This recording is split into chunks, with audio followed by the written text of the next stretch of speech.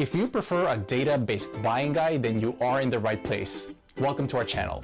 We are techies, not salesmen. No flashy words or biased opinions. We made this list based on the big data collected from customers, manufacturers, as well as our data providers. Thanks to our exclusive unsupervised learning AI system, analyzing and comparing all these products couldn't be more accurate or efficient.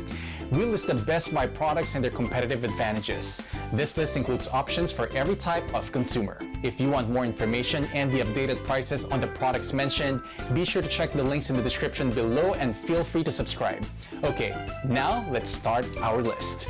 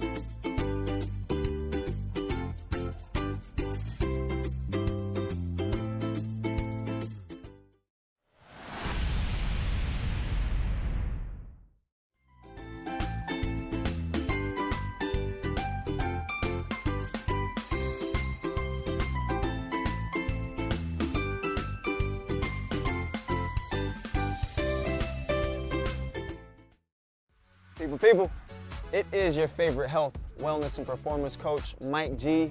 Today we are discussing alternative core exercises. Now, 9 times out of 10, whenever you go into the gym and you say, let's do some core, the first thing people think of is sit-ups, crunches, V-ups. Well, I'd like to inform you that studies have shown over and over again that this type of core training actually relates to lower back pain, bad posture, and just dysfunctional core training.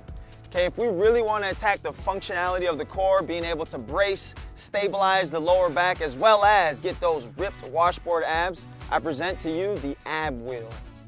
Now, for the most part, people who do this exercise do it incorrectly because they just do not understand the proper posture and pelvic or hip positioning before you actually start the rollout.